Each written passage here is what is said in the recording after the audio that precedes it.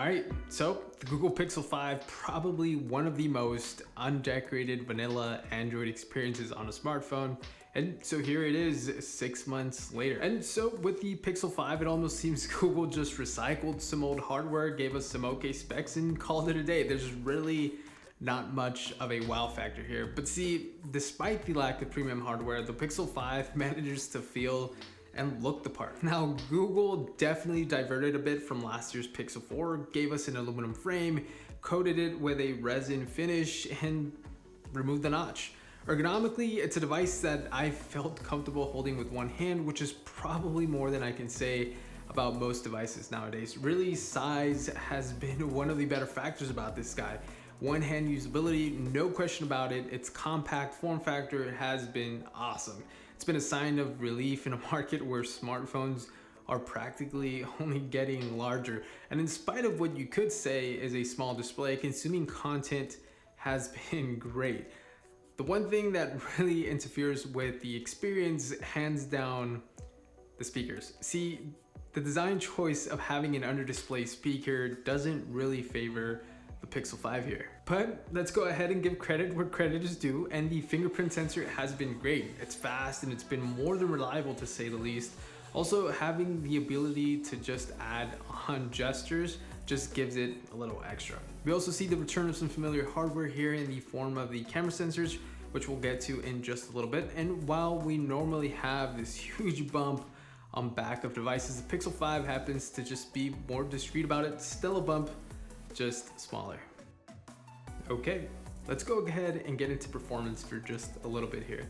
So the Snapdragon 765G, Adreno 620, and 8 gigs of RAM, probably not the greatest sounding on paper, but that doesn't seem to be the case here. Apps open quickly, switching between apps is a breeze, which I'm sure RAM management has also played a huge role in. So in reality, day-to-day tasks like social media, texting, calling, consuming content have been a stroll for the Pixel 5, and the 90Hz display just adds to that. Personally, I feel 90Hz is the sweet spot for a nice, smooth experience while also not jeopardizing battery life either. As far as gaming goes, the Pixel 5 does have the ability to tackle some intensive games, but I have noticed that it does tend to heat up just a tad bit after some time of playing. Now, where it does seem to struggle a bit more is in the image processing. Now, that could be due to the lack of a neural core, but it's definitely something that is noticeable. So you'll snap the picture, go to check it out, and see that the Pixel is working away on getting that image processing done. It's not troublesome, but it is something that you'll see frequently. Just keep that in mind. So really, the merit to the 765G chipset actually comes down to battery life and how power efficient it is. Pair that with a 4,000 milliamp hour battery that the Pixel 5 has, and you get some pretty good use out of this guy. Now, there's a ton of settings you can mess around with to get the most out of your Pixel, including extending its battery life, like using dark mode, adaptive battery, etc. But overall, battery life as well as performance have been good on the Pixel. Now, it doesn't go without saying that it's had its fair share of issues from time to time, but overall it's performed well. I've managed to squeeze a little over a day of use on a single charge.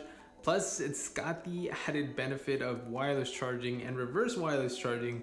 So kudos to Google for that, for making that happen. So Pixel usually means great camera, great pictures, decent video, and honestly, that still holds true here. Google went with a 16 megapixel ultra wide, which was nice of them to include, and a 12 megapixel sensor. Now the ultra wide can capture some great shots under decent lighting conditions. The images aren't too saturated, which personally I prefer, and I find it a lot nicer than an oversaturated shot. Plus I can just tweak it a bit in post if need be. Over with the standard lens, you can capture some great shots. They have really nice detail, nice and contrasted overall, really well balanced. Plus Google software here is just great at what it does. They have added some new features over on the video side, like a cinematic pan. I gotta say, Google, I'm impressed. It's basically this software-induced gimbal mode, so you can practically get some pretty smooth footage. But turning it over, we do have the front-facing camera, and I've gotten some pretty okay use out of it. I'm not too much of a selfie guy, but the dynamic range really isn't the best, and there's no ultra-wide lens, so it's kind of cropped in, which results in you having to extend your arm a little further out just to capture more in frame. Really, the only bad thing about the Pixel cameras is the outdated sensors. And even then, despite that, they're still continuing to produce some great shots. But really, the biggest improvement here comes in the form of better video and mic quality.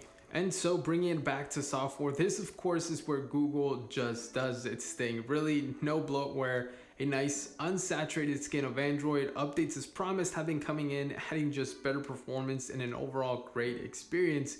Some of the Pixel only embedded features I've really grown fond of is the now playing feature that basically listens to music in the background for you and displays it on your screen if you ever want to know what song is playing. And it's done discreetly. It's not feature packed like some of these Samsung devices, but personally I'd rather be the first to receive timely updates and have a stable experience. And so how does the Pixel hold up after 6 months? Well, it's a device that I'm sure any Pixel fan will enjoy.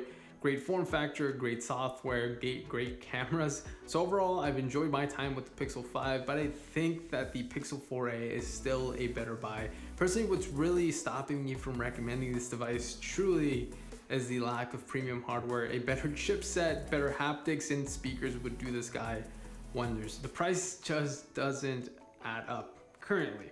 Though there's definitely other alternatives out there, but if you want the Pixel experience, then before considering the Pixel 5, check out the 4a or the 4a 5G, if 5G is also a reason you're looking into getting this over the 4a.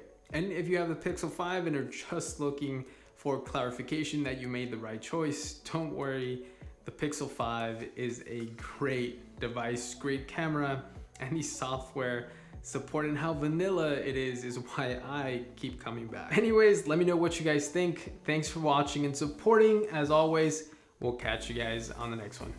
Peace.